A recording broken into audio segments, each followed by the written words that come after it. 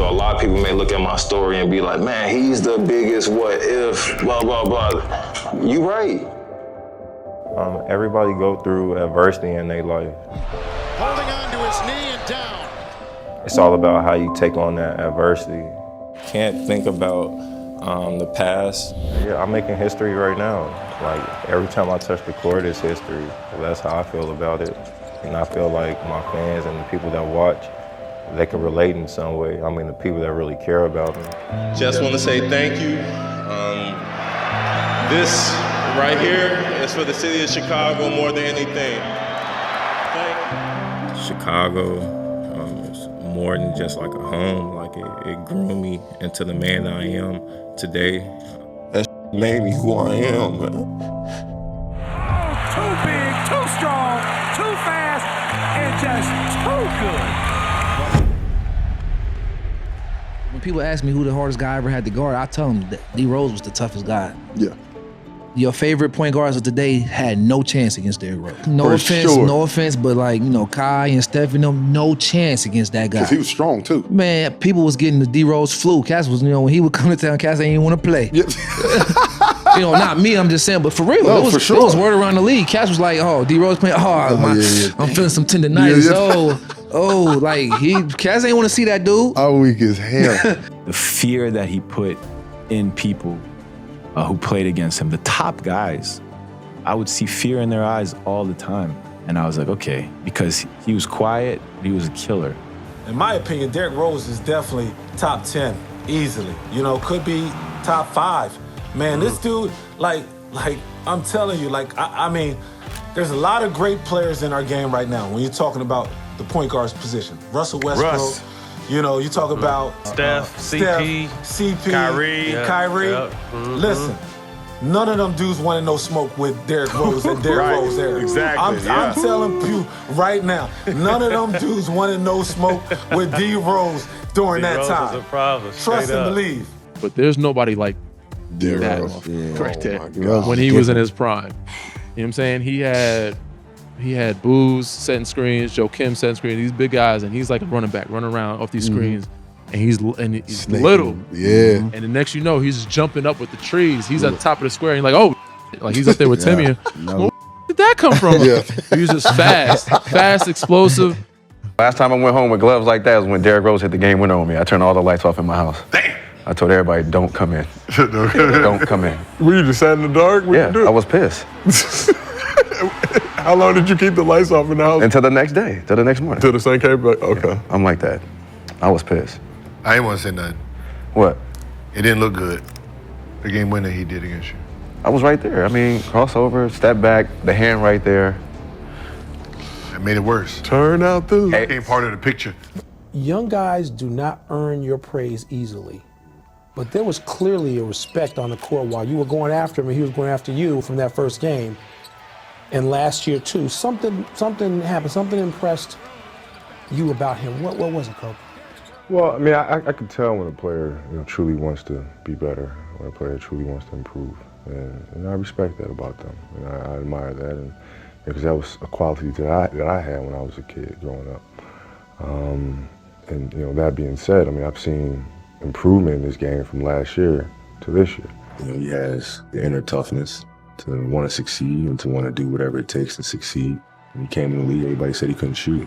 Just like that, one summer, he has a jump shot. That doesn't happen overnight. I'm proud of him. He has a long range ball now. He can squat behind the pick and shoot. He can pull up off the dribble and shoot. Him getting to the rim obviously goes unquestioned. So seeing that improvement shows me that he's putting the time into the gym. And I certainly respect that. Have you guys developed any sort of off-court relationship, or has it pretty much been just? No, it's been just basketball. I mean, we've done a viral commercial together. Okay. And so when we did that, I think we had a chance to kind of talk a little bit more than we normally would, and it was fun to get a chance to know him a little better. Is the D Rose flu a real thing? People used to get the D Rose flu? Yeah. Yeah, they did. Yeah, they did. They may not admit to it. Yeah. But they did. They did. I didn't. I loved it. Yeah, I love that bump. D Rose, man, and that's another person I ain't give a love to. Let me change that. That dude right there is probably the toughest hands down, probably one of the toughest point guard I ever played against when he was in his prime. When he was in his prime, didn't nobody touch him, bro. Nobody, I don't care. And he proved that. Because he went through everybody. And wanted all the smoke. What? Listen, bro. Well, he was dunking the balls. The way that man was playing that year, the year he won MVP, the way that man was playing that year, it was crazy how many people was getting sick when it was time to play Chicago. It was crazy. Out because of illness. Yeah, I bet you is out for illness. I done seen people fake injuries. Like some of your favorite players, I done seen when D Rose was MVP year, D Rose and D Rose was D Rose. I done seen people catch the Rose flu. Yeah. People think that's fake. We used to joke about it. Cause me and D Rose sit right here and we'll go out there. I used to start, and I knew when somebody was kind of shaking of him or something, so you know, like I knew my role. Well, I'm the biggest Derrick Rose fan. I've always been the biggest Derrick Rose fan. I've always said that I would take him that MVP year against any point guard, since or whatever. I just think he was that special. And as injuries happen and things happen in the game, to see his mentality and his humility. Because for somebody that was the youngest MVP ever to say, you know what, I'll be sixth man, that speaks to his character and it speaks volumes. And you want me to be a better person, so I'm rooting for him. And I'm loving how he's playing right now. He's in attack mode all the time. His rookie year, go against that nigga 7 games, problem. Both ends. Straight up. Can you compare a prime time D Rose to anyone you've ever either played against or seen? Can you compare him to anybody? Nah, man, ain't nobody. See, I was about to say you can't. Ain't nobody him like in the 7 game series when he was healthy. Boy, he putting your ass in trouble. You on your heels the whole game, whole game. And ain't no one person in front of him. You got a whole scouting report on him for sure. That's how we have. Pack the paint. And he's still getting there and jumping over everybody. He's still gonna get in there, but then he can hit that little one dribble pull up too. He's hitting that too. He's hitting threes when he's rolling. Like he was a problem. He was too explosive, yo. I mean, he was a for sure one man fast break every night. In Chicago and playing against Derrick Rose during that time, man, I was like, bro, like I played with a lot of great players. Derrick Rose during that time was probably the most talented player I ever played with. Yeah. I mean, like at 23 too. Think about that. At just starting. At 23, man, yo, this dude was ridiculous. And I seen what he was doing in practice, night in and night out, and he had a great work ethic. I mean, you can't calculate that. I mean, just to hear you say he was the youngest MVP right. ever. I mean, still give you goosebumps? Yeah, it does. I mean, this league is since 1946, right. and then all of a sudden, here was a young kid from Inglewood, right down the road here, becomes the MVP in his 3rd season. You know, I can't even wrap my mind around that. You know, we never imagined that. I don't think he ever imagined it. He just wanted to play and make a name for himself and represent his city. How he was killing and to not say a word, like he didn't even talk, and it's just like, all right, just run back. You dunk on somebody, all right, just run back. Like me, like, nah, I can't. I gotta let you hear about it. He was a painfully shy guy, so you didn't see an arrogance to him in the way he conducted himself. Because he was shy. Yeah. But even though in his mind he was like, yo, I'm great.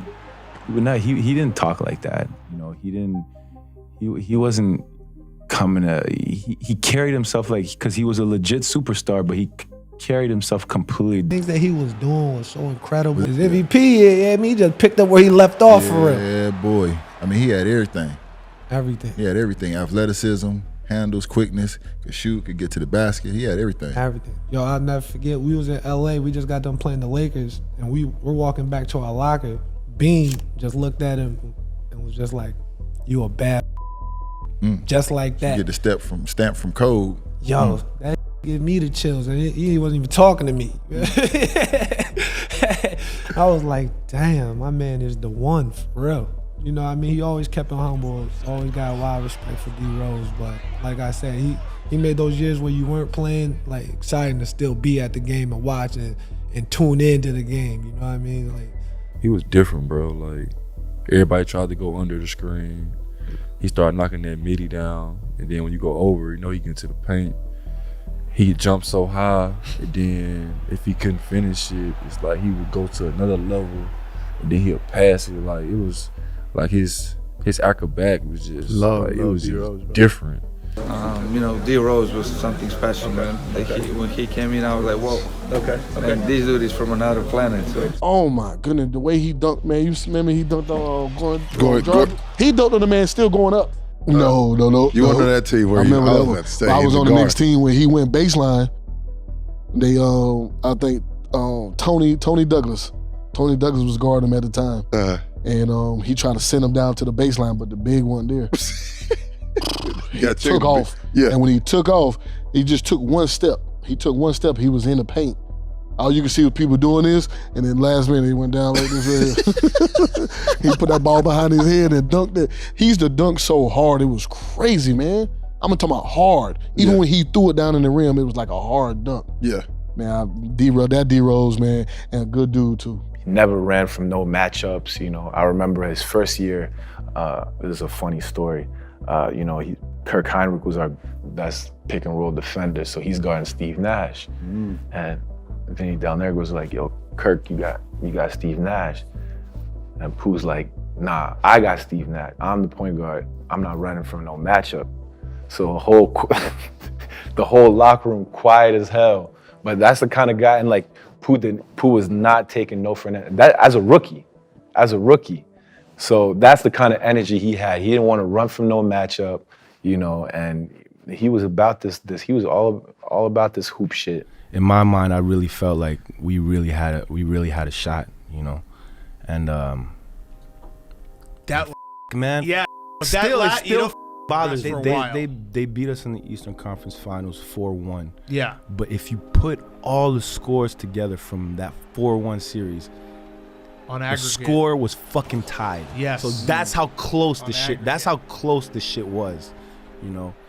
And then the next year, that's the year that D Rose, you know, I really felt like we had a better team. Mhm. We were the #1 team in the league, you know, and we were coming at everybody's neck, and it just, you know, Derrick got hurt, and actually, you know, I got hurt that year too, and I mean, I don't know if we definitely wouldn't have won the championship, but we would have busted a lot of teams' ass that were coming up next. Yeah. If you know what I'm saying. Playing against the 76ers during that time, and yeah, a lot of people say, hey, you know what, why was Derrick in the game? And, you know, I would ask the question too. And I'm thinking to myself, like, come on, Tibbs, got to get him out the game, you know? Yeah. So when that happens, I'm like, oh, snap.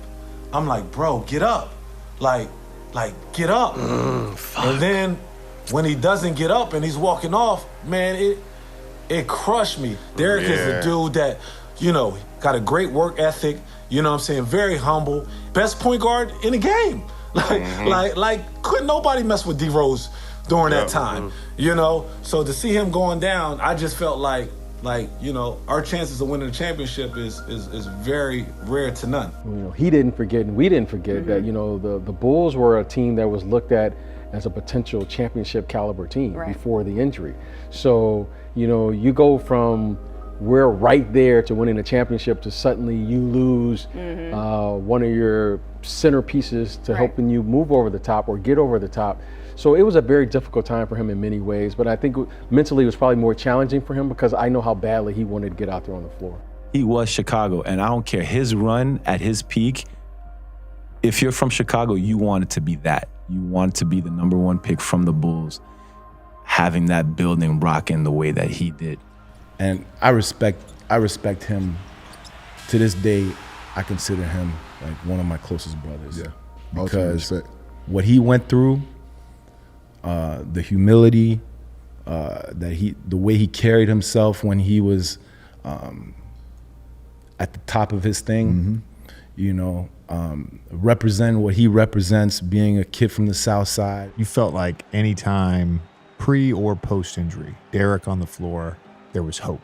There was hope that you could win. There was hope that you could win a championship. I think in some ways too, just he represents that for so many people in Chicago.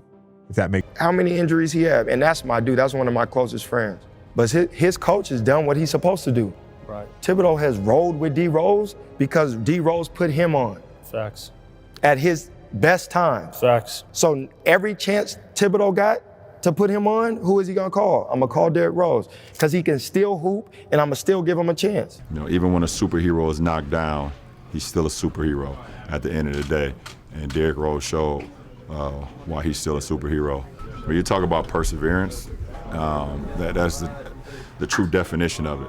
You talk about a guy who's I think he's the youngest MVP to ever play in this game, and to have the battles with his injuries, to be able to come back, and no matter what everybody else was talking about, because at the majority is always people who never stepped into the arena, had so many things to say bad about him and what he should do, and he should do this and do that. For him to set a career high tonight in a win in Minnesota, I think that's unbelievable. I think every kid you don't even have to play sports. Any kid that's going through anything in life about, you know, adversity and triumph and trying to just get over the hump, you know, you can look at that performance by Derrick Rose tonight, and that's why our game is so unbelievable. Because amazing story, just in terms of what he's been through.